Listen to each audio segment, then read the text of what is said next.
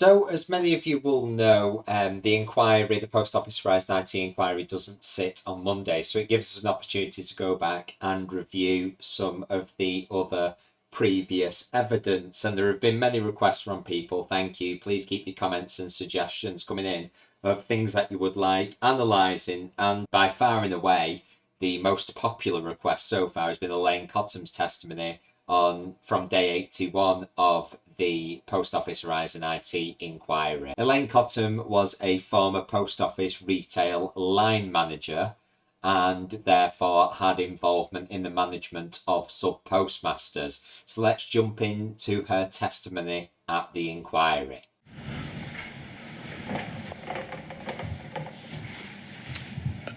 Good morning, sir. Can you see and hear me? Yes, I can, Mr. Beer. I understand that there's been a flurry of correspondence from those acting for the post office in relation to documentation, but that doesn't necessarily affect the questions you wish to put to Ms. Cottam. Is that correct, Mr. Beer? Sir, that's right. We've been told by the Post Office's representatives that the recent discoveries that they have made do not reveal documents that concern Mrs. Elaine Cottam. And so, although we plan to discuss the recent revelations today, we would propose that we hear from Mrs. Cottam first and then deal with the disclosure issues. So just as a reminder, as this is an interview from the past, this was a load of disclosures that the Post Office came forward with on the 7th of November 2023, so we will come to that later in another video. But for now, we shall proceed on with Elaine Cottam's testimony. Yeah, that sounds fine to me. So unless someone in the room is trying to attract my attention to say something different, that's what we'll do, Mr. Beer. Thank you. Yes, nobody is saying otherwise. Fine, thank you. So may Mrs. Cottam swear or affirm, please? Yes. Good morning, Mrs. Cottam. Can you hear me clearly? Yes, I can. I'm going to take you through the affirmation. Would you repeat after me, please? I do solemnly, sincerely and truly declare and affirm that the evidence I shall give shall be the truth, the whole truth, and nothing but the truth.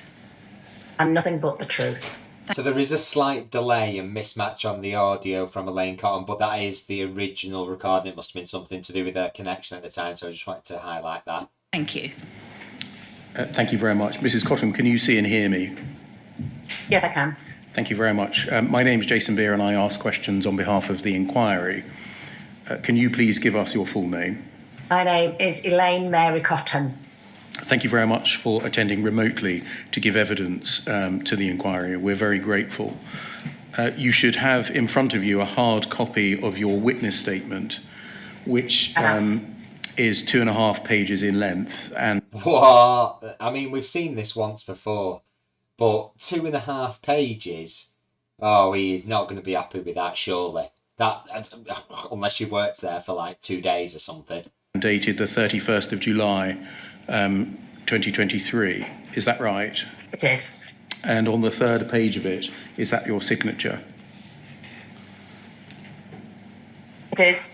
So it's the usual, they take them through because obviously they're going to question on that witness statement. They don't want someone coming back later saying, actually, this isn't my statement. I didn't do it. That's not my signature. So they're just getting the usual preliminaries out the way. And are the contents of the witness statement true to the best of your knowledge and belief? They are. For the transcript, there's no need for the witness statement to be displayed. The URN is WITN 0953 0100. Mrs. Cottam, you were asked by the inquiry on the 12th of July 2023 to provide a witness statement, and accompanying that request was a large volume of documents that were relevant to the questions that we were asking of you. Which documents dated from your time in the post office. And you've provided us, we've just established, with a witness statement that's 2.5 pages long, which contains next to no information. Is there a reason for that? I don't know what sort of information you wanted me to put in it. Well, I'm guessing the information in the questions that they asked and the documentation that they provided to help you recall it.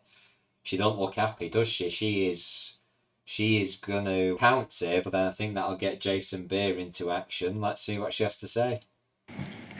Well, by way of example, the first question we asked you was to set out your professional background. You've not answered that at all. Is there a reason for that? No, it's just a misunderstanding. I can give you that now. So I'm asking you why you didn't include it in your witness statement when we were asking you to. I don't know. I can't remember being asked to do it because I would have done it because I have it here. I'm guessing this is kind of a bit like we saw with Raymond Grant, I think it was, who had a similar short witness statement. I'm guessing she doesn't seem like she's making the same mistake of going on a long rant how she's very, very busy. And this is clearly a low priority, but I'm getting those kind of vibes from it already. The request of the 12th of July says, please set out your professional background. And you haven't. Why not? It was just a misunderstanding. I didn't know how to do it because I actually have it here.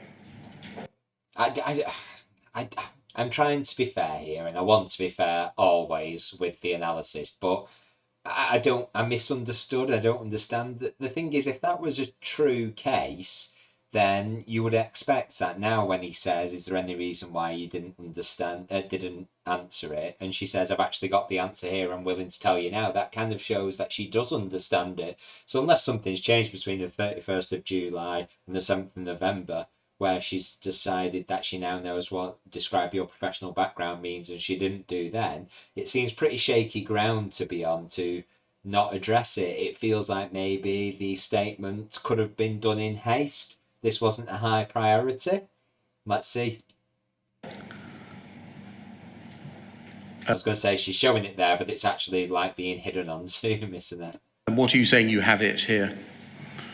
Well, I have it written down. Your professional background? Yeah, within the post office, yes. So what was the nature of the misunderstanding? You receive a letter which says, please... Which letter was it? Because I have everything 12th of July. here, but... 12th of July 2023, and it says, please set out your professional background. What was the nature of the misunderstanding?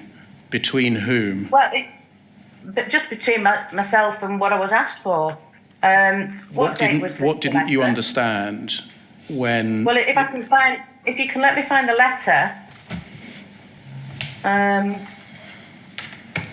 What was the date of the letter, please? 12th of July 2023.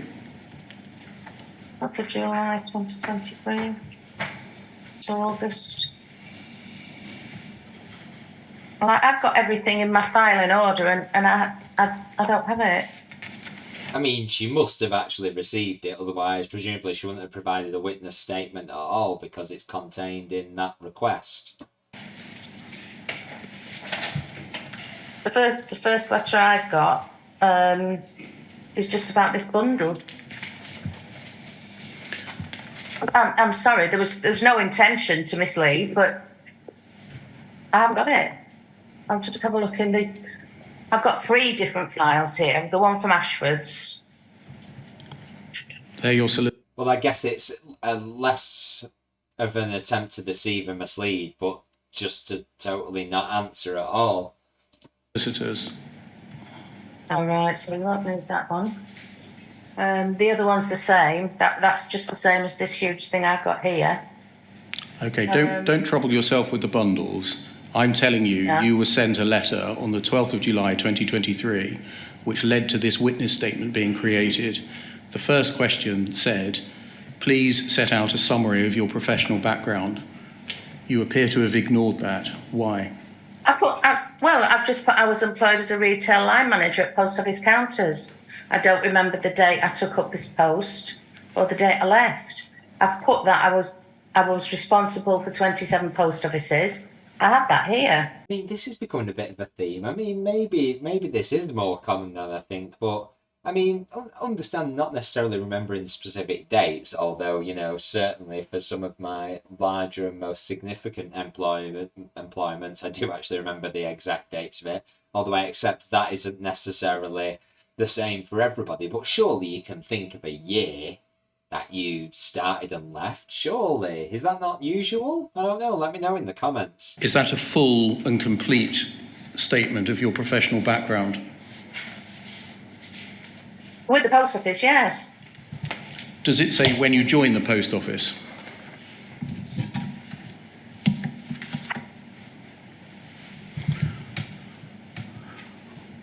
No.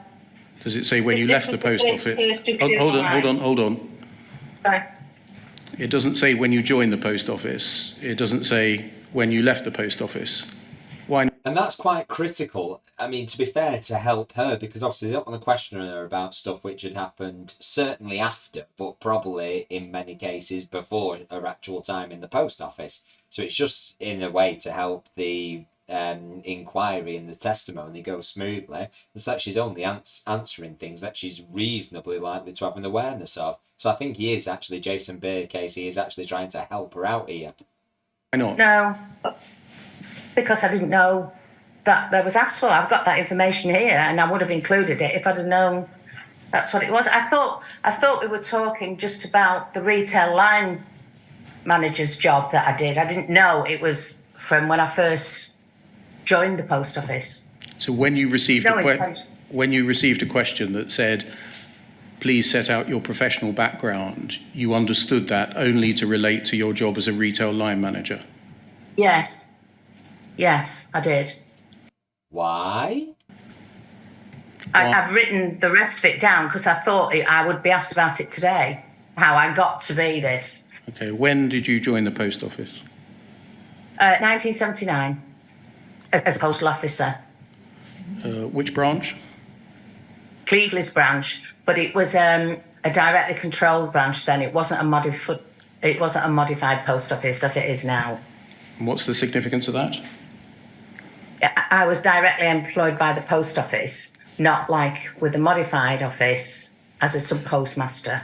So what she's talking about there in terms of modified offices, what has been commonly referred to as part of the franchise model. So a franchise post office, where there's an agreement, a franchise between a prospective sub-postmaster and the post office for them to almost run it as their own little business, but in the post office name. How long did you work at Cleveley's?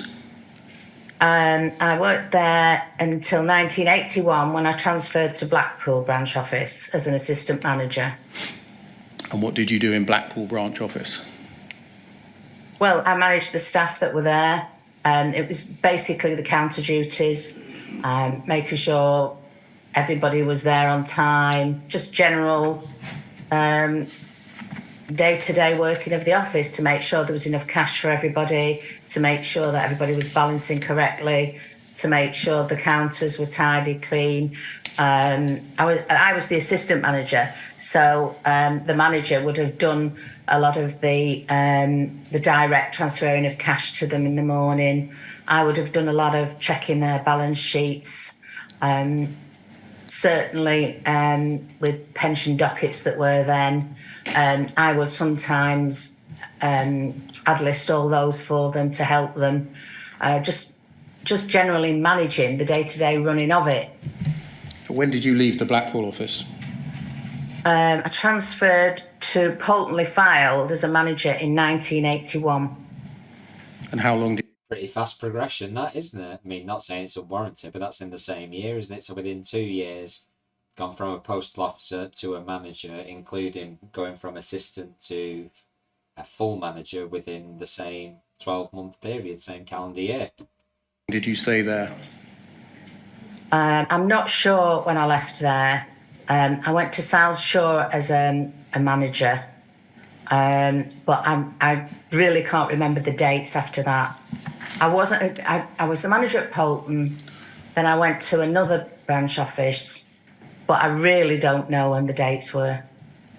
I mean, plausible, I guess. It seems a bit strange that you remember the dates that are the earliest and not the more recent ones, but we'll run with it. What was your next job after that? After Polton, I went to South Shore, which is a bigger branch. And then from South Shore, I moved to Preston as the assistant manager because that was a much bigger office. And then after Preston? After Preston, I joined the retail line as a retail network manager. Which is the current role that is of most interest, I believe, to the inquiry, because that's the one which she initially thought they only wanted to know about, being a post office retail line manager, where she would manage other sub postmasters. When did you become a retail line manager? Not sure, don't know the date. Can you remember the decade? Well, if that was, I think it was the 90s. I can't remember the date. Well, can you remember the decade? He's certainly pushing her on this. I mean, hopefully that, should be an easier one to answer. I think. Yeah, it would have been late 90s. Late 90s. And how long were you? Yeah. How long were you a retail line manager for? From I think it was 1979 till I retired when I was 40 or 50.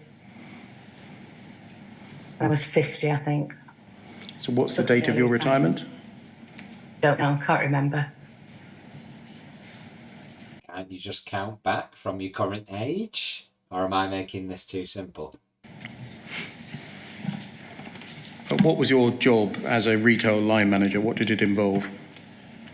It involved overseeing the running of 27 post offices. Originally it was 27, and then they did some sort of shuffling about where they took the smaller offices off, and I ended up with about 12, I think, of the larger offices. And what does overseeing mean?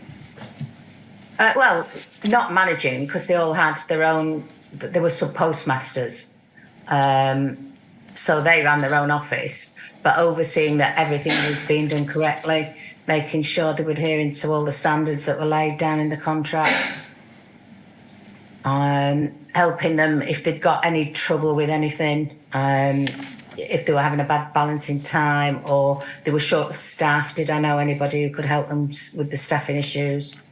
Bad balancing time. For that to stick in her mind, you've got to think that that is possibly more than a rare occurrence, then, I would say.